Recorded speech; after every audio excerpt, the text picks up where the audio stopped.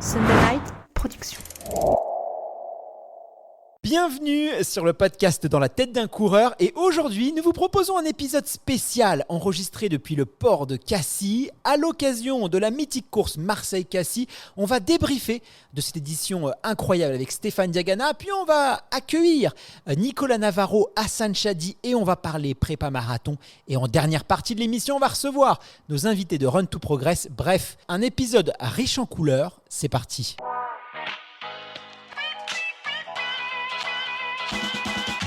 Bienvenue sur le podcast Dans la tête d'un coureur, l'émission de toutes celles et ceux qui aiment courir. Trail, route, piste ou encore triathlon, chaque lundi, venez améliorer vos connaissances sur l'entraînement, l'alimentation et la préparation mentale du coureur tout en vous amusant. Bonne écoute! Bonjour à toutes, bonjour à tous, c'est un plaisir de vous accueillir ici en Provence et plus précisément à Lousteau, à Calanda, niché au cœur du port de Cassis pour une émission enregistrée en public avec le soutien de Hyundai. Dans la première partie de cet épisode, nous allons débriefer ensemble de cette édition 2023 de Marseille-Cassis, puis nous allons revenir sur les moments forts, les rebondissements qui ont marqué cette course incontournable du circuit. Puis on va parler de Paris 2024 qui arrive à grands pas. Et enfin, on aura le plaisir de prendre des nouvelles de nos 4 valeureux coureurs du programme Run to Progress qui viennent tout juste de franchir la ligne d'arrivée et de relier Marseille à Cassis uniquement à leur force de leurs jambes. Bref, vous l'avez compris, cet épisode s'annonce d'ores et déjà exceptionnel.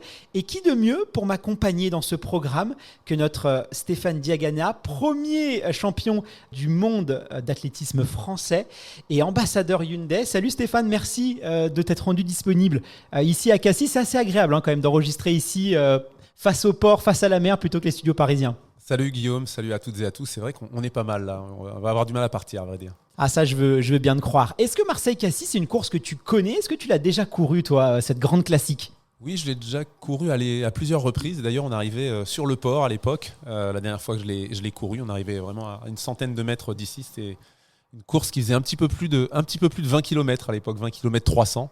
Et puis finalement, elle a été normée pour être un 20 km avec le label World Athletics des 20 km. Et c'est vrai que chaque année, il y a un plateau assez exceptionnel sur cette course. Quasiment tous les meilleurs coureurs français, des grands coureurs aussi internationaux viennent sur cette course. Et cette année, il y avait une particularité, c'est que on va avoir les Jeux Olympiques avec un marathon où on devrait avoir un peu de dénivelé. Et donc, pour nos meilleurs coureurs français, c'était aussi une occasion de se tester sur des côtes parce que ça change le plan de course. Oui, c'est vrai que c'est assez particulier. Le marathon olympique sera vraiment, en termes de profil, assez inédit, je crois, avec plus de 400 mètres de dénivelé positif. Donc ça change la donne. Ça complique aussi le parcours de qualification, puisqu'on qualifie toujours au temps. Donc pour faire un bon chrono, il faut des parcours roulants. Mais en même temps, ça ne prépare pas à ce qui attend le marathonien et les marathoniennes sur le marathon de Paris. Donc pour celles et ceux qui n'ont pas encore réalisé les minima, il y a ce double enjeu, bien se préparer pour un marathon olympique très particulier avec du dénivelé et en même temps trouver des courses roulantes pour pouvoir réaliser les minima. Alors Stéphane, on vient quand même de vivre une édition assez spectaculaire de Marseille-Cassis. Pourtant, on va revenir un peu plus en arrière. Hier après-midi, moi j'étais au salon et clairement, j'ai senti une petite tension, une sorte de crainte auprès des coureurs parce que la météo annonçait du vent, des averses et même des orages. Et les coureurs, ils se demandaient un petit peu à quelle sauce ils allaient être mangés. Et je pense qu'on a déjà tous connu ça. C'est-à-dire qu'on a préparé une course, un marathon, une compétition pendant des semaines et des semaines. Et la veille, on annonce des conditions météo catastrophiques. Là, on va sur le salon pour aller chercher son dossard. Et tout le monde, moi je te dis quasiment tout le monde, ne parlait que de ça. Et ça, des fois, ça peut, d'un point de vue mental, ça peut être compliqué. Comment est-ce qu'il faut gérer justement si on est confronté à ce type de choses ? Parce que des fois, j'ai l'impression que les gens nous reversent leur stress, tu sais. En fait, c'est vrai que c'est déjà une course qui est compliquée en soi. Quand c'est une première, ça rajoute de la difficulté. On sait déjà qu'on va être mangé à la sauce gineste, voilà, dans le col avec la montée, mais on prend souvent la gineste. Et en fait, il y a la descente qui est très très dure aussi, avec une petite montée. Ça, je ne connais pas parce que c'est le nouveau parcours, mais sur les 2 derniers kilomètres, visiblement. Donc forcément, quand on vous annonce des conditions météo un peu dantesques, ça complique. Ce qu'il faut, c'est éviter de désarmer. Parce que c'est vrai que parfois, on peut se dire, de toute façon, il va faire mauvais, donc je ne ferai pas une perf. Et alors là, c'est fini. Parce qu'on va souffrir, donc c'est rester, dire on affronta, c'est une difficulté supplémentaire, mais rester mobilisé et puis concentré sur ce qu'on va faire et puis peut-être adapter un petit peu en fonction des informations que l'on a si elles sont bonnes. Et on fait attention à ce qu'on peut nous dire, ce qu'on peut entendre sur le salon, on n'essaie pas d'absorber le stress. Et puis franchement, la pluie, quand tu es un coureur, c'est pas si gênant que ça, c'est pas si dérangeant parce qu'au bout d'un moment, tu ne la sens plus. C'est vrai que le vent, ça peut être un peu plus compliqué. Et puis, c'est aussi ça l'intérêt de s'entraîner même quand il pleut, parce que du coup, ça nous prépare aussi pour les compétitions. Et même quand on a une séance d'intensité, de fractionner, une sortie longue et qu'il pleut, eh bien, on peut se dire aussi, c'est un entraînement au cas où les conditions sont pas bonnes. On sait que sur le marathon de Paris, l'Harmonie Mutuelle Semi de Paris aussi, qui est au mois de mars, ça peut être pluvieux. Ça s'entraîne, ça aussi, ces conditions à l'entraînement. Oui, c'est vrai. Et puis la pluie, c'est gênant surtout quand on attend dans les sas. Là, c'est vrai qu'on ne bouge pas, on peut avoir froid. Mais pendant la course, je suis sûr que certaines coureuses, certains coureurs qui nous écoutent ont déjà pu trouver agréable la pluie sur le visage pendant une sortie. En tout cas, moi, ça m'est arrivé. Donc, quand on court, ce n'est pas un problème, sauf si vraiment... mais la pluie plus le vent. Mais c'est surtout le vent qui est désagréable. Hein. C'est le vent... Effectivement, moi je trouve ça plus pénible que la pluie. Ouais, oui, il faut essayer un petit peu de s'abriter. Alors là, quand c'est en plaine ou que des fois dans les villes, on peut être un petit peu abrité du vent, ça c'est agréable. Mais il faut essayer de se mettre un peu dans les pelotons de coureurs, bien à l'abri, bien cachés pour éviter ça. Et c'est vrai qu'il y a certains athlètes qui aiment bien justement ces petites conditions un peu difficiles. Toi, je sais pas, en tant qu'athlète de haut niveau qui te battait pour les médailles d'or, un peu, tu sais, comme sur le sport automobile, il y a des pilotes qui aiment bien conduire quand il pleut. C'est pas qu'ils aiment bien, c'est qu'ils savent que pour les autres c'est difficile. Et ils ont l'impression comme ça d'avoir un petit pouvoir, une petite force en plus. Est-ce que toi, t'aimais justement ces conditions difficiles parce que tu te disais, je peux faire la différence? Alors moi, je n'aimais vraiment pas courir sous la pluie, surtout sur les haies. Il y a quand même des risques qui sont augmentés. Mais je savais qu'il fallait que je mène ce combat contre moi-même quand il pleuvait parce que justement, je ne voulais pas désarmer. Je ne voulais pas faciliter la course de mes adversaires. Je me dis, il pleuvra sur la tête de tout le monde, a priori, du couloir 1 au couloir 8. Donc j'étais plutôt dans cette... dès que je commençais à me dire, de toute façon, c'est fou. Ça va pas être bien, j'aime pas la pluie. Je dis mais les autres peut-être n'aiment pas la pluie non plus. Donc vraiment c'est un travail sur soi qu'il faut faire pour éviter de se laisser embarquer dans cette mauvaise spirale. Alors on va revenir un peu sur l'actualité de la course. C'est vrai que cette année, mais comme toujours sur Marseille-Cassis, je vous disais tout à l'heure, on avait pas mal d'athlètes avec des très gros niveaux de performance. Il y avait bien sûr le Marocain Youssef Benendi, semi-marathon 1:01, donc ça commence quand même à aller assez vite. On avait aussi du côté des Français Florian Carvalho qui revenait. C'est vrai qu'il avait connu un marathon de Berlin un peu compliqué.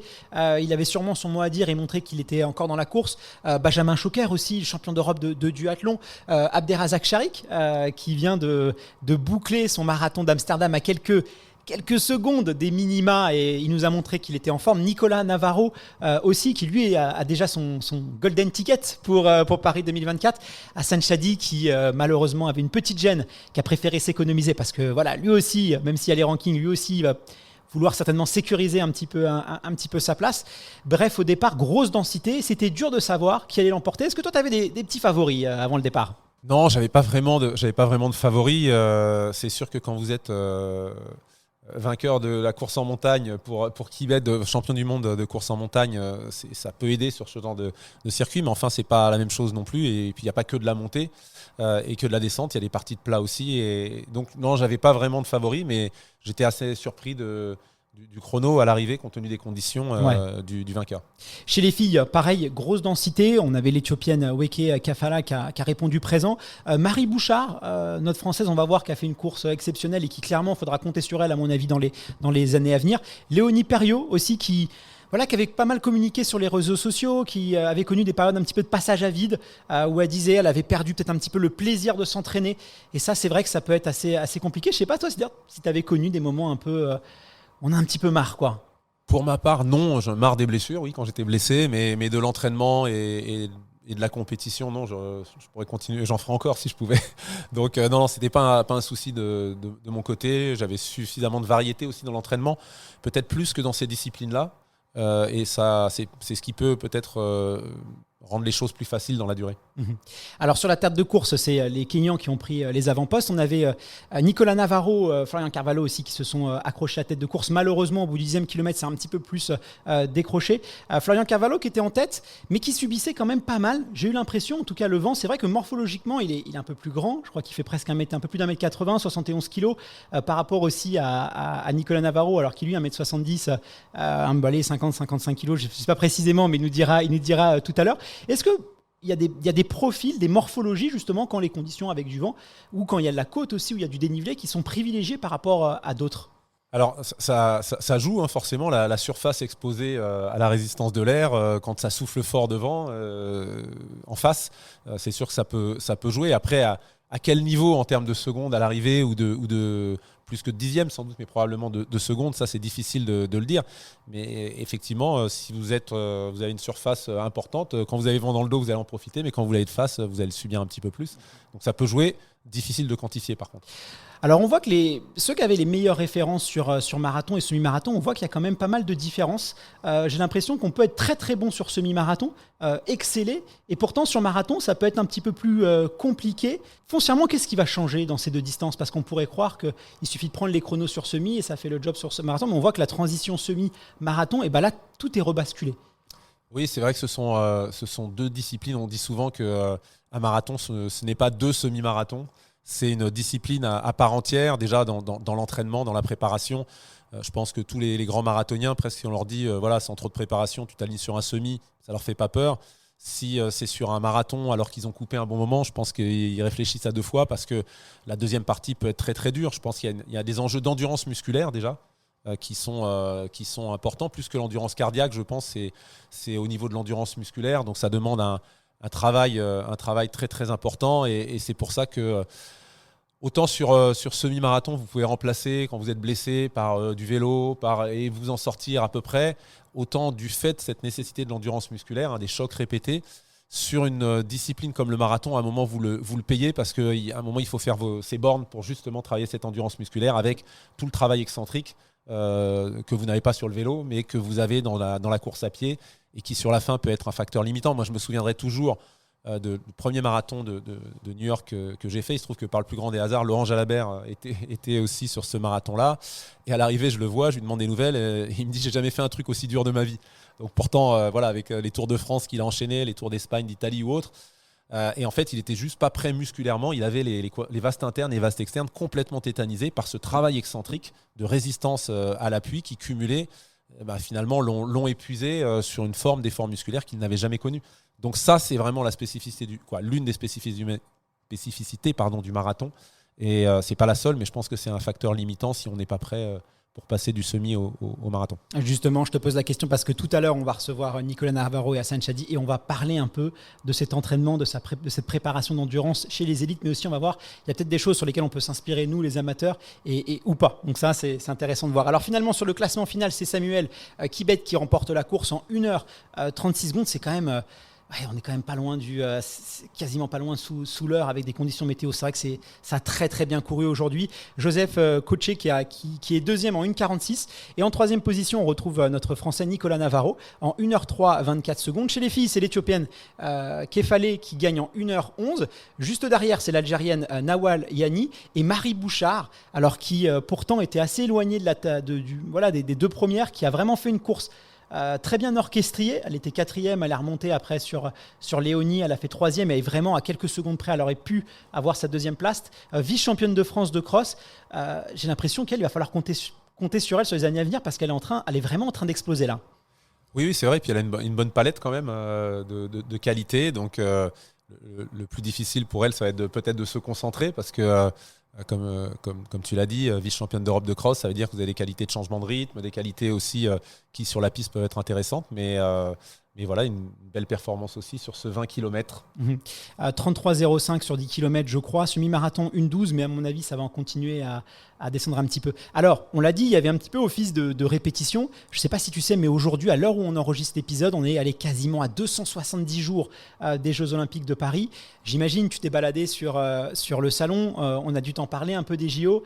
Il y a beaucoup d'espoir pour l'athlétisme français, mais il y a aussi beaucoup de craintes. Concrètement, aujourd'hui sur marathon, est-ce que les places sont déjà prises? Qui est-ce qu'on va voir? Parce que c'est pas évident d'y voir clair entre les minima, le ranking. Est-ce que tu peux nous aider à voir un petit peu plus clair sur tout ça? C'est un marathon, une fois de plus, qui va être très très particulier, donc ça peut poser des difficultés à des gens qui ont l'habitude de ne pratiquer que des parcours très très roulants, qui ont du mal avec ces alternances de montée, de descente. Donc ça peut changer un peu la donne, puis il y aura une grande descente pour retourner sur Paris avant de finir sur du plat. Ça peut changer les choses. Et donc, ça peut rendre ce marathon un petit peu plus ouvert que d'habitude.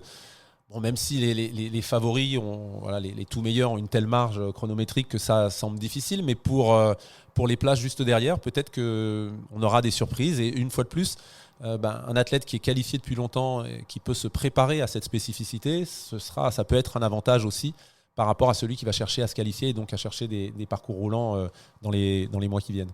Et justement, aujourd'hui, est-ce qu'on sait qui a déjà sa place officielle sur le marathon des Jeux ? Il y en a un qui est là, qui a réussi à se qualifier, à réaliser les 2h08-10 de 2h08 minutes et 10 secondes demandées. Et puis, on a donc c'est Nicolas Navarro et on a Hassan Chadi qui est pas loin et qui pour l'instant, avec le système de ranking, est en bonne place pour se qualifier. Je crois que c'est 80 places pour le marathon. Donc, il est plutôt juste au-dessus des 2h08-10 demandés. Donc, il est plutôt bien. Et voilà, ça c'est pour le côté masculin. Et puis pour les féminines, c'est 2h26-50 les minima. Et donc là, on a Megdes Woldou qui les a réalisés à Hambourg au mois d'avril, l'Europe. Bien sûr. Alors, tu étais présent, toi, tu as commenté les derniers championnats du monde. C'est vrai qu'il y a eu quand même beaucoup d'inquiétudes. Ça a été un peu la douche froide, on ne va pas se mentir, quand on a vu nos athlètes tricolores.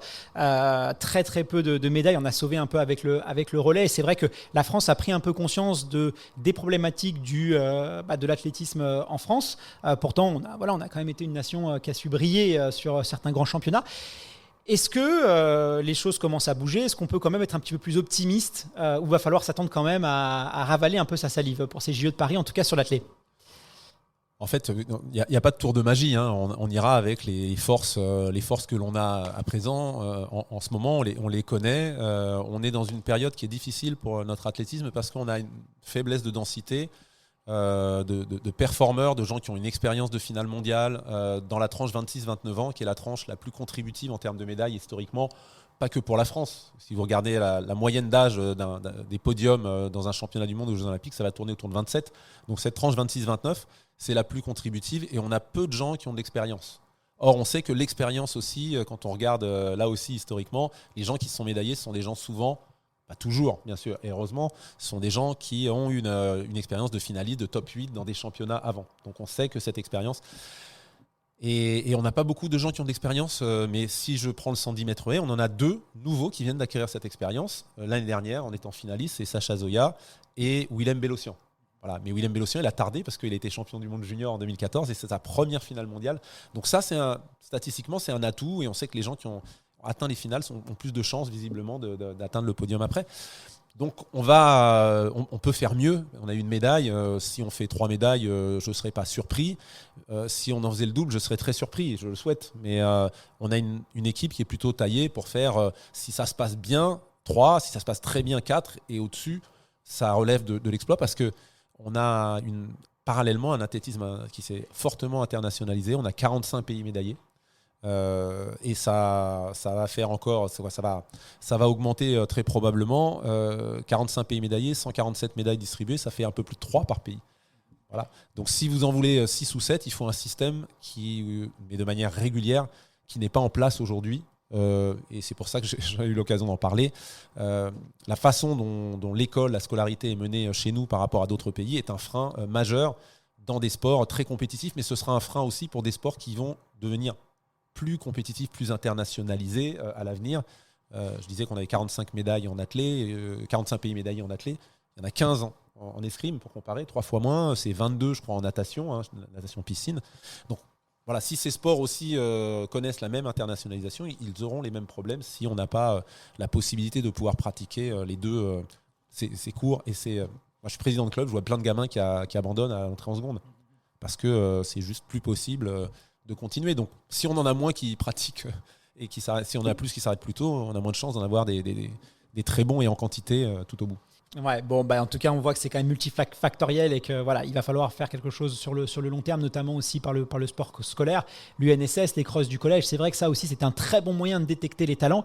Et aujourd'hui, le cross scolaire, il est en train de mourir. On va pas se mentir. Il y en a de moins en moins. Les parents ont plus en plus de mal aussi à inscrire les enfants. Moi, je parlais avec un prof de PS qui me disait, mais faire courir aujourd'hui des enfants au mois de janvier, dehors, les parents, ils trouvent que c'est violent, que c'est traumatisant et que l'enfant n'a pas sa place à ce niveau-là. Et donc, ils ont des remarques. Et c'est vrai que ça, ça va devenir compliqué, quoi. Oui, on enlève parfois l'escalade parce qu'on trouve que c'est trop dangereux. Ouais, c'est ça, parce que, on parle d'e-sport maintenant. Pareil qu'il y a l'e-sport qui va rentrer dans les corps parce qu'il n'y a pas de discrimination, on s'en fait un peu plus fort, un peu c'est des consciences, voilà aussi qui fait que c'est pas la natation là de plus en plus éliminée par exemple et on peut comprendre. C'est vrai que ça peut être compliqué aussi pour des enfants en surpoids, mais est-ce que c'est la solution? Je sais pas. La solution, je doute que ce soit celle-là parce que l'enjeu qu'il y a derrière, c'est la santé. Donc si on fait l'autruche et que le problème, on ne le prend pas de manière sensée, sans brutalité, avec de l'accompagnement, un enfant qui est en surpoids, il restera en surpoids et c'est sa santé qui est en jeu pour toute sa vie, quoi. Donc on peut choisir de contourner le problème en se disant on va pas à la piscine parce qu'il va pas.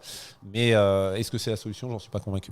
Bon écoute, on va demander justement à nos deux champions s'ils sont passés par les crosses du collège, si c'était parce que je pense que sans les crosses du collège, mine de rien, on n'aurait pas eu de grands champions qu'on a aujourd'hui. Je vous demande de faire un tonnerre d'applaudissements pour Hassan Chadi, Nicolas Navarro, si vous voulez bien nous rejoindre sur le plateau.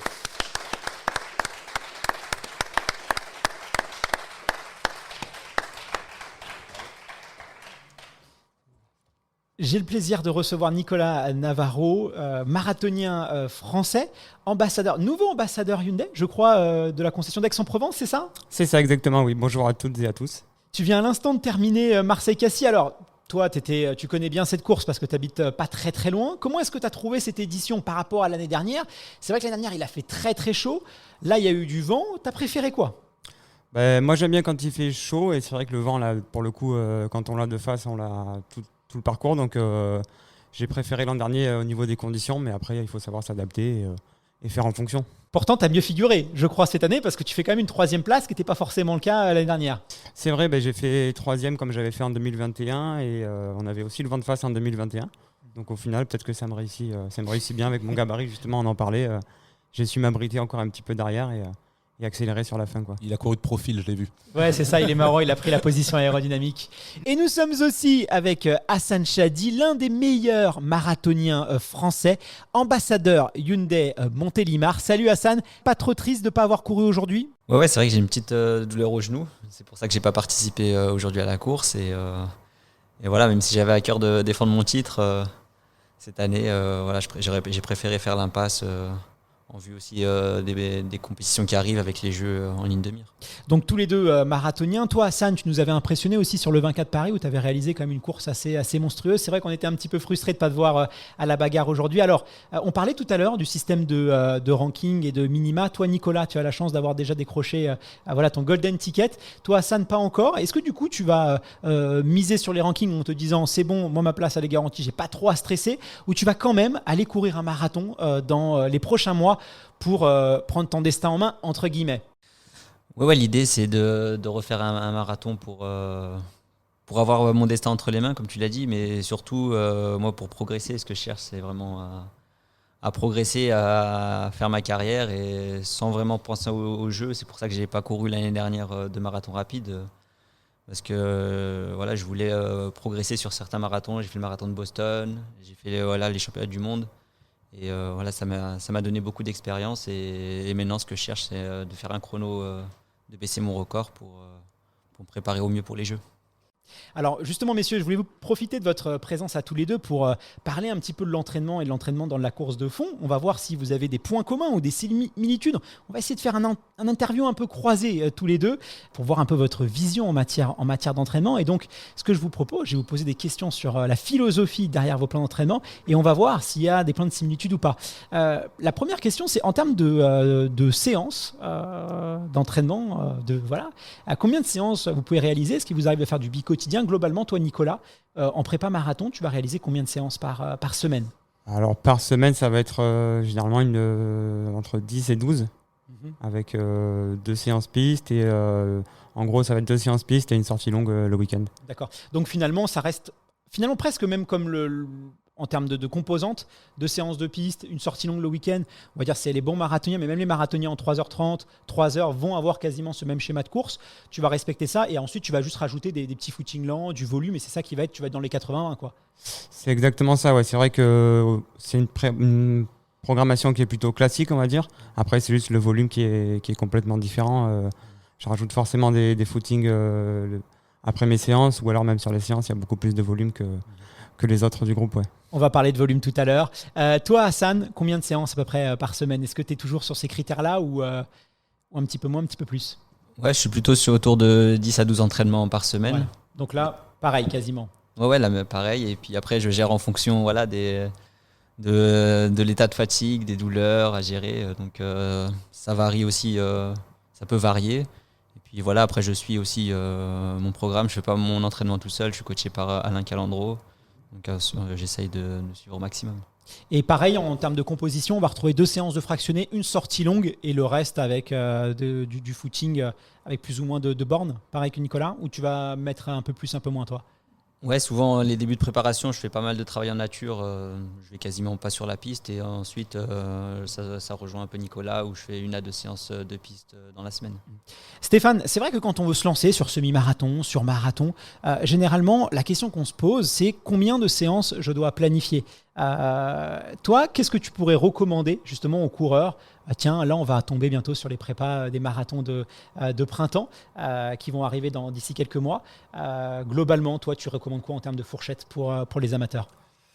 En fait, ce que je recommande en premier, c'est de regarder la réalité de leur quotidien, parce que la différence entre un professionnel et un amateur, c'est que l'un est pro, il a que ça à faire avec sa récup, et l'autre a plein de choses à côté. Donc, c'est de mettre en cohérence son objectif et la distance choisie avec le temps qu'on peut consacrer. Et donc on peut, moi c'est ce que j'ai fait, après ma carrière j'ai pas beaucoup de temps à consacrer, donc je me suis dit je veux faire un marathon quand même, mais je pouvais pas avoir des ambitions non plus démesurées, donc je m'entraînais 3 fois par semaine, exceptionnellement 4, donc forcément avec ça vous pouvez pas non plus faire des miracles, mais je savais que si je faisais plus j'allais à la blessure parce que j'aurais pas le temps de récupérer, parce que voilà, avec la vie que j'avais à côté. Donc du coup, c'est le point de départ, c'est ça. Si on a devant soi du temps, parce qu'on a une année sabbatique ou on a 6 mois devant soi où on peut lever le pied, c'est complètement différent. Donc c'est très difficile de donner un conseil, mais en tout cas, je conseille au début de regarder ça, de regarder le temps que l'on peut avoir et puis de définir l'objectif, plutôt que de dire il faut absolument que tu t'entraînes 6 fois par semaine sans connaître la personne, sans connaître son rythme de vie. Ce ne serait pas adapté à mon avis. Et puis de toute façon, si on n'a pas le temps de récupérer, ça ne sert à rien. On risque soit de ne pas progresser, soit même de régresser ou même pire, la blessure. Donc effectivement, il faut pas faire les choses au forceps. Voilà, il faut que c'est à notre train de vie en fait de s'adapter c'est aux entraînements de s'adapter à notre train de vie et pas l'inverse. En matière de volume, alors c'est vrai que sur les volumes hebdomadaires en termes de kilométrage, il y a pas mal de philosophie, il y a pas mal de modes. C'est vrai que je me souviens, toi Hassan, quand tu étais coaché à l'époque par Jean-Claude Volmer, il y a eu pas mal de discours autour des plans d'entraînement. Tu es un athlète finalement qui bornait, en tout cas tu bornais beaucoup, mais peut-être celui qui bornait le moins dans l'élite française. Je crois qu'aujourd'hui, tu as un petit peu remonté ton curseur. Toi qui as essayé un peu les 2 méthodes d'entraînement, où tu vas beaucoup borner et un petit peu moins, c'est quoi ta vision par rapport à ça ? Est-ce que tu penses que c'est quand même un facteur, un levier de performance qui est vraiment important quand on est en prépa marathon, ou pas tant que ça, et qu'il y a aussi des modes et que voilà ? Pour moi, je sais pas trop, mais en tout cas pour moi, c'est pas significatif. Enfin, ça veut rien dire le nombre de kilomètres par semaine. Voilà, faut regarder les intensités, son train de vie aussi à côté, et voilà, faut trouver le bon équilibre et ce qui te permet tu sens ce qui te fait progresser et mettre le bon curseur entre les kilomètres et l'intensité et la récupération. Toi aujourd'hui, tu es à combien de volume par semaine ? Honnêtement, je regarde pas trop, mais allez, me fais pas, quand t'as bien une montre quand même. J'imagine quand même que même si t'as pas le nez sur ça, et je pense que c'est plutôt assez sain de fonctionner comme ça, parce que l'idée c'est pas de faire exploser les compteurs, parce qu'en fait on ne fait que se rassurer et c'est pas forcément le plus pertinent. Mais j'imagine quand même que tu dois un petit peu monitorer tes entraînements. J'espère en tout cas. Ouais, je les monitore, mais pas sur les kilomètres parcourus dans la semaine. Après, quand je les regarde, voilà, des fois je suis à 100, 130, 140, et puis en prépa marathon, ça tourne autour de 180, 190. Des fois, je replace des footings par du vélo, donc ça peut varier. Des fois, il suffit que la météo soit très mauvaise et je fais beaucoup de tapis dans la semaine. Et là, j'ai fait très 90 km. Donc, on peut pas. Et toi, Nicolas, justement, alors tu fais partie quand même des coureurs qui aiment bien enchaîner, borner, faire pas mal de kilomètres. Je crois que tu as quelquefois des semaines à plus de 200 km. Assez impressionnant. Toi, une bonne prépa marathon, généralement, tu vas chercher combien de volume? C'est vrai que j'ai pris cette habitude depuis quelques années, là, progressivement, de monter à des semaines à un peu plus de 200 km. Je crois que ma plus grosse semaine que j'avais réalisée, c'était au Kenya en début d'année. Ça avait fait quasiment 240 km, donc ça fait des très grosses semaines. Ouais. Surtout, ce qu'il faut expliquer, c'est que passer les 150, 160 km, c'est beaucoup plus dur en fait d'aller rajouter du volume. Il ne faut pas croire que voilà, les 0,50 c'est assez simple, 50-100 c'est assez simple, mais plus on va monter, plus en fait c'est compliqué. C'est vrai on voit qu'il y a quand même pas mal de philosophie. J'ai l'impression que là, qu'on est quand même beaucoup influencé par l'entraînement à la Kenya, l'entraînement à l'éthiopienne. On va beaucoup borner. Est-ce que c'est vraiment obligé comme ça d'être dans cette frénésie de kilomètres quand on veut préparer un marathon, quand on est amateur? Est-ce que vraiment c'est quand même déterminant? Parce qu'il y a la question de l'assimilation aussi qui se pose. Oui, la question de l'assimilation, il y a la question des chocs répétés quand même, parce que même quand vous courez lentement, il y a quand même le poids de votre corps qui s'exerce et parfois même avec un choc plus grand que quand on est sur des appuis dynamiques. Donc pour le squelette, tout ça joue. Donc il y a des gens qui résistent mieux que d'autres, qui sont plus solides aussi. Donc il faut s'adapter. Il y a un minimum, comme je le disais, parce que cette endurance musculaire, il faut absolument la travailler. On ne peut pas la travailler sur des sports portés. Mais ce minimum, il est différent d'une personne à l'autre. Donc comme le disait Hassan, il faut essayer de voir ce qui est utile, ce qui est nécessaire. Et peut-être que dans un moment de votre carrière, c'est nécessaire. Peut-être que ça l'est moins dans l'autre. Moi, je suis convaincu que ce que l'on perd le plus dans le temps, c'est la puissance et pas l'endurance. Donc, il y a une sorte de plafond qui descend si on ne l'entretient pas. Donc, la qualité est quelque chose de très, très important à maintenir. Mais je parle du sprint, je parle de tout. Dès que l'on est sur des critères de puissance, on sait très bien qu'avec le vieillissement, c'est ce qui descend. Avec le temps qui passe et avec le manque d'entraînement. Donc, de temps en temps, les rappels de puissance, et d'où la piste qui est, pour moi, qui est vraiment importante dans une préparation marathon, parce que ça permet d'éviter ce qu'on a le plus à perdre. L'endurance, c'est quelque chose qui reste très longtemps. Par contre, si on est capable de tenir 80% de 85% de sa VMA tant de temps, c'est bien, on sera toujours capable de tenir sa VMA 85% tant de temps, mais si la VMA descend de 10%, ce sera moins rapide et ce sera moins. Donc voilà, et le pourcentage, je pense, descend moins, le pourcentage de capacité de tenir sa VMA descend moins que la VMA elle-même si on n'y fait pas attention. Justement, je rebondis par rapport à ces fameuses séances d'intensité, ces séances de piste. Donc, vous nous avez dit, vous en faites en moyenne 2 par semaine. Là, l'idée, c'est aussi de faire en sorte qu'on ne se transforme pas en gros moteur diesel, parce que quand on fait du marathon, on va faire beaucoup de fond. Finalement, on est quand même sur des allures un peu plus lentes que sa VMA, comme le disait Stéphane. Et donc, on va conserver un petit peu des séances d'intensité. Généralement, toi, Nicolas, c'est quel type de séance qu'on va retrouver sur piste en prépa marathon? Tu vas travailler plutôt des 1000, des 300, c'est plutôt de la VMA courte, du fractionné court, plutôt du fractionné long? Il y a les deux, justement. Généralement, c'est le mardi du fractionné court, donc des 300 ou des 400. Ouais. Et le jeudi, après, c'est un peu plus long, c'est soit ça va de 1000 à 1500 mètres sur piste. Et là, tu travailles sur quelle allure? Tu es sur allure 10 km à peu près ou t'es, à peu près, sur les 1000 et 1500, ouais. oui, plutôt 10 km. Après, sur les 300-400, j'ai pas forcément une allure, c'est plutôt la sensation, il faut que ça aille vite, mais sans forcément essayer de travailler dans la vitesse, quoi. Il y aura beaucoup de volume. Par exemple, c'est des séances de 30 à 35 fois 400, mais pas très très vite. Mais voilà, ça permet de remettre de la vitesse sans forcément travailler la vitesse pure, mais ça permet de garder cette qualité-là. Ouais. Hassan, tu es dans la même logique toi aussi? Oui, c'est exactement la même chose. Ouais. En fait, le marathon, c'est une épreuve où il faut être quand même diesel. Et c'est vrai que ça ne sert à rien d'aller sur de la vitesse, au risque de se blesser et puis de faire un entraînement qui n'est pas utile forcément pour le marathon. Donc c'est vrai qu'on fait des séances sur la piste, mais ce n'est pas des VMA, c'est 35 x 400, on ne travaille pas la VMA. Travailler la VMA, il faut en faire 12. C'est juste maintenir 12 à 15, c'est maintenir les qualités. Même pas la vitesse, moi je parlerais de rythme en fait.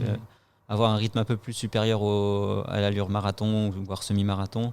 juste pour travailler un peu plus le rythme, les qualités de pied, etc. Ouais, d'autant plus sur la perspective d'un marathon olympique où là on sait qu'il n'y a pas de lièvre, on sait que ça peut aussi se regarder, ça peut partir très lentement et ça peut dans les derniers kilomètres partir sur des allures assez folles, donc il faut être capable aussi de pouvoir relancer à ce moment-là, là ça va être assez stratégique. Tu parlais tout à l'heure, alors il y a l'entraînement croisé, tu parlais tout à l'heure que toi tu faisais du vélo, je parlais de mode aussi, on sait que l'entraînement croisé, on se souvient de Vincent Louis quand il avait fait les JO de Rio où le triathlon était vraiment beaucoup mis en avant, il y avait beaucoup de coureurs qui voulaient justement un peu essayer l'entraînement croisé. Toi Nicolas, on sait que tu viens du vélo, on sait que voilà, dans tes premières années c'était le cyclisme. Est-ce que tu as maintenu un petit peu ce type de séance à bicyclette?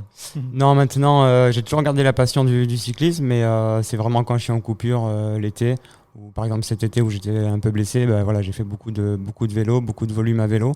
Mais non, quand je suis en prépa marathon, maintenant, c'est vraiment que de la course à pied et 2 séances de muscu aussi par semaine, mais pas de vélo, non. Et toi Hassan, du coup, tu vas garder quand même un petit peu de vélo? En fait, avant les séances de musculation, je fais un peu de vélo. Et puis, sur une prépa marathon, j'en fais peu. Mais quand il faut remplacer, quand je sens que j'ai besoin, sur la sortie longue, j'ai pas forcément... Voilà, j'ai envie d'éviter les chocs sur une sortie longue, je vais faire une sortie de vélo à la place.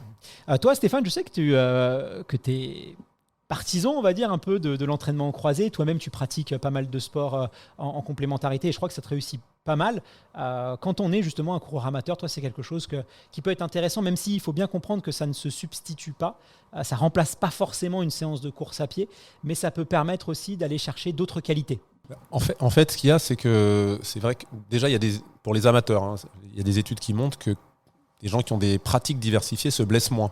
Parce qu'il y a des déséquilibres qui peuvent, par un excès d'une même pratique, parfois s'installer, surtout si à côté, on ne fait pas de musculation, de renforcement, des choses comme ça. Donc ça a été étudié et donc il y a un intérêt peut-être pour ça. Et après, c'est vrai que quand on est sur des objectifs de récupération plus que de développement, cette récupération, si c'est le cardiovasculaire et au niveau des jambes que l'on veut travailler et faire circuler, on peut tout à fait le faire à vélo, à mon avis. Mais là, je parle vraiment pour du travail de récupération qui n'est pas du tout dans les intensités cibles. Et une fois de plus, pour le marathon, on doit avoir un minimum de bornes pour avoir cette endurance musculaire. Je pense que ça peut avoir un intérêt, peut-être pas tout le temps dans sa carrière et pas que quand on est blessé. Mais après, c'est très variable et ça dépend des moments de sa carrière. Et peut-être quand on a déjà un passé de cycliste, déjà, c'est peut-être pas nécessaire. Pour d'autres, moi, je me souviens d'avoir discuté une fois avec Mayedine Mekissi. Il me disait, là, je vais aller courir, je vais aller faire 1h15. À quelle vitesse? 12 km/h. Je dis, mais 12 km/h pour toi? Pourquoi? Pour récupérer. Je dis, mais prends ton vélo. Je dis, tu te mets tes cibles parce que malgré tout, c'est encore des chocs.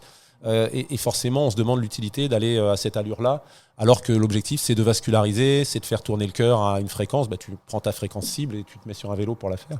Et il me disait, ah ouais, tiens, pourquoi pas. Mais bon, on sent que c'est culturellement que c'est pas forcément encore là. Et typiquement, c'est le genre de séance pour lesquelles je pense que ça peut être utile. Hyper intéressant. Alors tu parlais d'allure cible et justement là je vais vous interroger sur l'allure cible. Alors pour expliquer un petit peu, l'allure cible c'est travailler l'allure qu'on va essayer de maintenir pendant son marathon. Et là il y a aussi plusieurs philosophies. Tu as des coureurs qui vont essayer de justement faire 8, 12 jusqu'à 20 km à l'allure cible, d'autres qui vont essayer plus de la fractionner. Quand vous travaillez l'allure cible, vous précisément, vous allez la travailler comment? Est-ce que c'est des séries de longs kilomètres, c'est plutôt sur du forme de fractionné? Comment tu travailles ça toi Nicolas? L'allure cible marathon, nous on la travaille avec mon coach, on la fractionne sur des blocs qui vont jusqu'à 4 fois 5 km. On ne monte pas plus que 5 km. Donc combien de blocs de 5 km? 4 fois du coup. 4 fois, combien de récupération entre les blocs? 1 km assez actif. À 15 à l'heure, t'es un peu plus rapide, oui. Encore plus rapide, oui. Ouais. Donc pour essayer de garder quand même, être vraiment actif encore. Donc tu vas fractionner, ouais. Pour pas s'endormir. Oui, ça serait dommage quand même entre 4 blocs. Donc voilà, là tu vas fractionner des séries de 5. C'est un peu comme un marathon, on dit souvent que c'est une succession de 5 km. Donc c'est assez logique. Mais tu vas pas essayer de faire 15, 20 km à l'allure pour essayer justement de travailler aussi sur la fatigue, sur la faiblesse musculaire. On sait que ça peut être important. Non, c'est vrai qu'on n'a jamais fait ça. Après, c'est vrai que toute la semaine, en fait, elle apporte cette fatigue aussi, cette fatigue-là qu'on ressent le samedi ou le dimanche sur la sortie longue. Et avant de faire les blocs aussi, c'est pareil, il y a un gros échauffement qui est assez actif, qu'on va pousser jusqu'à quasiment l'allure cible. Donc on arrive déjà sur la séance, sur le contenu de la séance, on est déjà bien fatigué, donc c'est bien aussi de fractionner, je pense. Donc 4 x 5, là j'imagine que tu es progressif. Tu vas commencer avec 4 x 3, 4 x 2, puis tu vas monter à chaque fois, tu vas rajouter des kilomètres ou c'est juste l'allure que tu vas. Comment tu vas apporter de la progressivité à tout ça? Bah oui, ça commence par des blocs en début de prépa, par des 3 km, des 4 km et jusqu'à 5 km. Jusqu'à cette fameuse 4 x 5, ça c'est la plus grosse séance. Qui arrive longue. Combien de temps à peu près dans le plan d'entraînement cette séance-là? Généralement, c'est 3 semaines avant. 3 semaines Donc, avant, d'accord. Et tu fais une prépa de 12 semaines à peu près? Plus ou moins, oui, Ouais. selon les périodes et selon comment ça se passe, mais généralement, c'est ça. Ouais. Et toi, Hassan, alors est-ce que tu vas travailler sur un peu plus de kilomètres sur tes allures ou tu vas aussi fractionner? Non, c'est plutôt du fractionné parce qu'il y a beaucoup de fatigue dans la semaine. Et voilà, du coup, c'est bien de fractionner pour mieux récupérer et tout en travaillant les allures. Après, sur ma dernière préparation, j'ai un peu fonctionné comme Nicolas avec des portions 5 x 3 km, 4 x 4 km, des séances comme ça. Et sur l'allure marathon. Et sinon, sur mes préparations précédentes, j'avais très peu d'entraînement finalement à l'allure marathon. C'était soit souvent assez plus vite ou plus lent sur des seuils.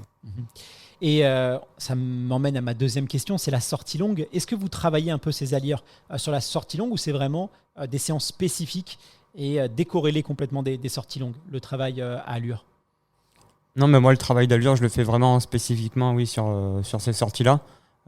Après le reste de la semaine, c'est pas des allures auxquelles je cours, c'est soit de l'allure plus rapide le mardi sur piste et pareil le jeudi. Donc vraiment, oui, ça permet aussi de se caler sur la sortie longue, sur les allures qu'on va cibler le jour de la course. Oui. Justement, la sortie longue, c'est vrai, Stéphane, c'est une séance qui est assez mythique quand on fait du semi, quand on fait même du 10 km. C'est une séance, pour les coureurs de fond, on va dire que c'est une séance quand même qui est assez mythique. C'est quoi le but justement de ce type de sortie si justement on ne travaille pas l'allure spécifique? Oui, je pense que on n'a pas besoin de travailler l'allure spécifique pour travailler l'endurance musculaire. Ce sont les impacts, c'est pas la vitesse joue bien sûr, mais ce sont surtout les impacts répétés. Et donc il y a l'idée c'est d'accoutumer son organisme à ces impacts répétés pendant de nombreuses heures ou de nombreuses minutes. Ouais, c'est plutôt en heures en général. Donc on est dans cet objectif-là et ce qui ne nécessite pas forcément d'être sur son allure spécifique pour avoir l'effet recherché. Hassan, toi, généralement, en sortie longue, comment tu vas calculer ça? C'est plutôt en termes d'heures ou en termes de kilomètres? Et à quelle allure tu vas aller courir tes sorties longues? Ouais, généralement, une sortie longue, c'est autour de 30 km pour D'accord. moi, 1h50, voire un petit peu plus. Et non, généralement, je fais assez à la sensation. Je pars tranquillement à 12-10 km/h et puis je monte l'allure progressivement Et pour donc, à la fin terminer assez vite, proche de l'allure marathon. d'accord, donc tu mets quand même un petit peu de rythme dedans. Et ça, c'est quelque chose que tu places toutes les semaines ou tu vas plutôt essayer de placer ça tous les 10 jours? Comment tu arbitres? Non, j'essaie de placer ça plutôt toutes les semaines. Et puis au-delà du rythme et tout ça, il y a tout le côté ravitaillement, Ouais, les gels et tout ça qui est quand même important, que tu vas qu'on travailler. peut travailler sur ce type de séance. Ça nous emmène à une question tout aussi importante dans la préparation, c'est la récupération, l'assimilation des entraînements, la nutrition. Vous, en termes de nutrition, est-ce que vous êtes plutôt bon élève? Est-ce que c'est encore des axes à améliorer? Ou est-ce que vous mettez un peu le poids du corps aussi sur ça? Nicolas, tu fais un petit sourire là. Tu vas nous avouer quelque chose, j'ai l'impression. Non, je vais rien avouer, mais c'est vrai que moi, je suis plutôt quelqu'un qui aime bien se faire plaisir sur le côté nutrition. Et c'est vrai qu'en prépa marathon, plus la course approche, plus l'objectif approche et plus je fais gaffe à ce que je prends niveau nutrition et surtout avec l'âge qui avance, c'est vrai que j'ai remarqué que Ouais, tu peux plus moins rigoler sur ça. beaucoup moins rigoler sur ça et voilà. Donc après, on fait tellement de kilomètres qu'on peut quand même se faire plaisir tout au long de la prépa, mais c'est vrai que plus l'objectif approche, plus je fais attention, oui. Et toi, Hassan, est-ce que c'est vraiment des choses où tu es vigilant? Est-ce que comment tu vois ça? Ouais, moi je fais très très attention. Pour éviter déjà les carences, faut manger assez suffisamment et de manière de qualité aussi. Donc moi je fais très attention en période de marathon. Mais ça sert à rien de se priver, Stéphane, hein. L'idée, c'est quand même, c'est ce que disait Nicolas, c'est qu'on a quand même des grosses dépenses énergétiques et que si on est en déficit calorique, un athlète qui va brûler, je sais pas, 3 500 calories par jour, s'il s'alimente qu'à 2 100 à un moment donné, il va plus progresser en fait, tout simplement. Donc il faut quand même être vigilant et on l'a vu notamment avec un peu la nouvelle école où on voit que les athlètes n'hésitent pas, même en prépa, ils vont s'affûter un peu sur la dernière partie, mais ils n'hésitent pas à vraiment apporter tous les nutriments qu'il faut et puis aussi le côté un peu réconfort, sans tomber dans les excès, évidemment. Oui, pour un marathonien, une marathonienne, le risque, c'est pas les calories. Si on s'entraîne beaucoup pour avoir des excès de calories, je veux dire, on n'a pas d'appétit suffisant presque avec l'entraînement qu'ils ont pour être en excès de calories et se mettre à prendre du poids. Donc, le risque, c'est la calorie vide, en fait. Et ce qu'on appelle les calories vides, c'est de prendre des calories qui vous donnent la satiété, qui vous coupent la faim, mais qui sont vides de nutriments. Donc c'est le problème de la malbouffe aujourd'hui. C'est-à-dire que ça va prendre la place parce que vous n'aurez plus faim et du coup vous n'allez pas prendre les bons nutriments qui sont nécessaires, notamment les acides gras. Et si vous avez des déséquilibres, aujourd'hui il y a des études qui le montrent, des déséquilibres dans les profils d'acides gras des membranes des globules rouges, non seulement c'est des risques de contre-performance, c'est des risques de blessures et sont même des risques cardio aujourd'hui qui ont été mis en avant quand vous avez des déséquilibres de profil sur les acides gras oméga 3, oméga 6 par exemple. Donc c'est un enjeu et de performance et de santé. Donc se faire plaisir, oui, mais il ne faut pas que ce se fasse au détriment de ce dont le corps a besoin quand on l'utilise à ce moment-là. Donc voilà, mais bien sûr qu'il faut se faire plaisir. Vous êtes suivi par une nutritionniste ou c'est bon, vous avez les acquis et maintenant vous faites comme ça? Comment vous arbitrez ça? Personnellement, non. Moi, j'ai jamais eu de suivi par une nutritionniste. Mais j'ai fait ça au feeling et je fais régulièrement aussi des bilans sanguins pour voir si j'ai pas de carence ou autre. Donc c'est important aussi de contrôler tout au long de la prépa. Pareil pour toi, Hassan? Ouais, pareil, j'ai pas de nutritionniste. Après, là récemment, depuis 1 an, il y a un nutritionniste à la fédération. Donc on a pu avoir des entretiens avec lui à Budapest pour voir si on était dans le vrai ou pas. Et alors? Et pour toi? Non, pour moi, je suis plutôt sur la bonne voie. Et après, il y a des petites choses qui sont assez simples à faire. Il y a les protéines, il y a le moment aussi à laquelle on mange juste après l'entraînement. Il y a cette fenêtre métabolique qu'il faut utiliser au maximum. Et puis voilà, il y a 2-3 trucs comme ça à améliorer. Et puis les gels sur marathon, quelle quantité prendre et aussi à quel moment. Messieurs, avant de se laisser, je l'ai dit tout à l'heure, on est à 270 jours des Jeux Olympiques de Paris. Est-ce que c'est, j'imagine, une course qui vous fait rêver? J'imagine que tout le monde vous en parle. Est-ce que vous avez l'impression que vous allez courir un peu la course de votre vie, là, j'imagine? Comment ça se passe, toi, Nicolas? C'est sûr que quand on a eu la chance avec Hassan de courir à Tokyo, c'était pas l'ambiance Jeux Olympiques comme on pourrait connaître. Donc là, c'est à domicile, c'est à la maison. Donc oui, forcément, on a forcément envie d'y être et surtout, moi, le parcours, j'adore. Donc ça me donne encore plus envie d'être au départ, oui. Je précise pour nos auditeurs, c'est que le marathon de Tokyo était pas à Tokyo, justement, vous étiez un petit peu plus loin à cause de la chaleur. Et donc c'est vrai qu'on n'est pas dans l'ambiance, on est un peu moins dans la fête et c'est un peu moins l'expérience des Jeux.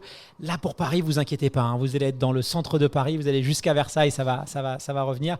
Toi Hassan, j'imagine que là, c'est aussi beaucoup de pression, parce que il faut répondre présent, il faut être là, il faut être affûté. C'est aussi, comme tout gros enjeu, ça a son lot aussi de pression derrière. Ouais, c'est un gros challenge, une grosse pression. Après, oui, pour moi, ce sera forcément la course de ma vie, parce qu'à 34 ans, je vais peut-être arriver à un moment de ma carrière, un moment important. Et donc, j'ai hâte d'y être. Je pense qu'il y aura une belle ambiance et il y a aussi cet inconnu. Je ne sais pas comment ça va se passer. Ce sera la première fois. On va arriver dans quelque chose d'inédit pour nous et il faudra gérer cette pression psychologiquement, être prêt. Et donc ça va se travailler. Il reste 8 mois. Donc. Bien sûr. Et justement, alors il y avait pas mal de rumeurs. Alors je vais pas te projeter après les Jeux parce que c'est le premier objectif, mais il y avait pas mal de rumeurs comme quoi tu montrais sur trail après les Jeux de Paris. Est-ce que c'est quelque chose qui est avéré ou pas? Non, je sais pas. Honnêtement, je sais pas. Chaque préparation, je me lance un peu dans l'inconnu. Je me dis, est-ce que le corps va suivre? Et en tout cas, moi, je fais attention aussi à tout l'aspect psychologique, ma motivation. J'essaye de m'écouter au maximum et je vois les choses les unes après les autres. Je vais essayer de durer le plus longtemps possible. Je vois toujours des objectifs à très long terme. Et voilà, c'est vrai que le trail, ça m'intéresse, mais est-ce que j'aurais vraiment la capacité d'y performer et de me faire plaisir? Voilà, c'est à voir et à découvrir. Bon, tu t'es déjà testé sur quelques grosses courses, Sierzinal notamment, d'autres trails aussi en Suisse, donc c'est pour ça aussi que je me permettais de te poser la question. Merci infiniment Nicolas Navarro, marathonien français, Hassan Chadi, marathonien français, ambassadeur Hyundai aussi de Montélimar récemment. Je vous souhaite le meilleur pour la suite, je ne vous garde pas plus longtemps et bonne récupération Nicolas à toi et puis hâte de vous voir courir prochainement. Merci. Je vous propose maintenant d'accueillir Cyrielle, Hélène, Adrien, Cyprien. Souvenez-vous, on avait eu la chance de suivre un peu leur parcours dans le programme Run to Progress by Hyundai avec Stéphane Diagana. Ils avaient allé un petit peu plus de 4 semaines pour régler leurs problématiques et on va faire un point pour savoir un peu où est-ce qu'ils en sont. Je me tourne à ma droite. Salut Adrien, comment est-ce que tu vas tout juste finisher de ce Marseille-Cassis? Je crois en plus que c'est la première fois que toi tu le faisais. Écoute, bonjour Guillaume déjà, effectivement ravi, on a tous pris je pense un grand plaisir aujourd'hui, content d'être finisher, notamment quand on sait chacun de nous quatre d'où on vient, donc très heureux et effectivement très belle première expérience, un magnifique paysage, une très belle ambiance, donc que des points de satisfaction. Et à ta droite, Hélène qui vient également de terminer la course. Salut Hélène, comment est-ce que ça va toi ? Ça va très bien et je rejoins Adrien, c'est vraiment une course superbe et on a une météo finalement bonne, donc on s'en est très très bien sorti avec un paysage magnifique, donc super. Ah, la météo, le paysage, c'est vraiment ce qui revient tout le temps sur cette course. Ensuite, j'ai le plaisir d'avoir à ma gauche Cyprien. Salut Cyprien, toi comment est-ce que ça va ? C'était la première fois aussi que tu venais courir sur Marseille-Cassis ? Effectivement, première fois. C'était compliqué avec le vent, un peu de mal, mais sinon très belle course. On est arrivé au bout, donc tout va bien. Et juste à côté de toi, Cyrielle, souvenez-vous, la working girl un peu qui essayait de reprendre la course à pied. Elle est là, elle a terminé. Est-ce que tu n'as pas manqué un petit peu de questions ? Tout s'est bien passé pour moi. La course était belle. J'étais impressionnée par le nombre de personnes qui étaient à l'arrivée en fait, pour applaudir les coureurs. C'était hyper agréable. Franchement, super expérience. Belle course. Alors Adrien, je me tourne vers toi. On t'avait laissé, tu avais quelques petits soucis de santé. On t'a conduit vers une médecin, tu as pu voir aussi des kinés. Où est-ce que tu en es maintenant aujourd'hui après ces 5 semaines justement de réathlétisation ? Eh bien, suite à l'épisode qu'on a enregistré ensemble, ça m'a permis d'adopter 3 réflexes dans ma vie de coureur amateur. Le premier, ça a été de m'adresser effectivement à davantage de spécialistes du sport pour que vraiment ils puissent traiter de manière très personnalisée les problématiques que j'avais. Le deuxième sujet, ça a été de faire davantage de renforcement musculaire et d'étirement. Et la troisième chose, ça a été de davantage respecter les allures spécifiques qui sont censées être les miennes et de mieux contrôler mon enthousiasme, on va dire. Et le bilan, au bout de ces 6-7 semaines, c'est que pour la première fois en 6 mois, j'arrive à courir sans avoir de problème de dos. Donc je pense que je suis sur la bonne voie, donc à continuer. Alors Hélène, toi c'était aussi un challenge, on le rappelle pour nos auditeurs, tu avais arrêté pour une bonne raison la course à pied puisque tu as donné naissance à ton enfant. S'en est suivi un peu une période de réutilisation où tu avais perdu tes repères. Où est-ce que tu en es aujourd'hui ? Est-ce que tu as pu bien reprendre le chemin de l'entraînement ? Oui, je vous ai écouté. J'y suis allée vraiment piano, doucement et... comme sur la course, je me suis fait plaisir et effectivement, Stéphane avait dit que le corps avait une mémoire et je confirme puisque les allures ont été bonnes ce matin. Donc j'ai vraiment espoir de reprendre pour la suite. C'est pas une légende ça Stéphane, la mémoire musculaire comme on appelle. C'est vrai qu'on entend beaucoup parler de ça, mais concrètement, qu'est-ce qui se passe dans le corps ? Comment est-ce qu'on arrive à expliquer qu'une personne qui a même fait du sport dans sa jeunesse va toujours revenir, même 5, 6 ans, voire même 10 ans après, va toujours revenir plus vite qu'une personne qui a toujours été sédentaire ? Et ça pose une question aussi, c'est que finalement, plus enfant on va faire du sport, plus on va créer des acquis qui vont nous servir tout au long de notre vie. Exactement. Alors ça paraît curieux parce que... il y a eu un long débat sur ce qui est héritable, pas héritable, d'une génération à l'autre, génétique, pas génétique. Et aujourd'hui, ce que l'on comprend, c'est l'épigénétique. Alors, on en entend parler de plus en plus parce que la génétique, c'est la façon dont le livre est écrit, en fait. Et puis après, l'épigénétique, c'est la façon dont l'organisme va le lire ou pas. Et s'il lit à chaque fois le même mot, ou plus souvent le même mot, il va produire plus souvent telle protéine, parce que quand on lit un mot, bien sûr un gène, eh bien on produit une protéine. Et parfois, il y a une page qui n'est pas lue, ou quelques mots qui ne sont pas lus. Et en fait, l'entraînement va modifier le fait que ce soit très lisible ou pas très lisible. Et ça peut être durable. Ça fait une modification de l'épigénétique. C'est votre enroulement, en gros, de l'ADN qui est accessible ou pas à sa lecture. Et de la même façon que l'environnement, de la même façon que des polluants vont jouer. On va avoir une action épigénétique. Et donc, quand vous êtes entraîné, vous avez organisé votre enroulement d'ADN, c'est la chromatine exactement, d'une certaine façon, et que ça peut rester. Voilà. Et donc, du coup, vous allez pouvoir très vite réexprimer les protéines qui sont clés dans les processus enzymatiques de performance, notamment. Le corps, il sait faire, en fait. Il a la partition pour pouvoir... Exactement. Et ce que l'on sait, c'est que même maintenant, ça s'hérite. Avant, il y avait eu un débat avec Darwin qui disait que rien ne se transmet de ce qui est acquis. Et ben finalement, c'était Lamarck, lui, qui, avec le coup de la girafe notamment, qui est long et qui le transmet parce qu'elle tire pour essayer d'aller prendre les branches en haut des arbres. Et bien pendant longtemps, on pensait que Lamarck avait tout faux. Et finalement, d'une certaine façon, il a raison. On transmet la génétique, mais aussi la façon dont elle est lisible ou pas par nos modes de vie.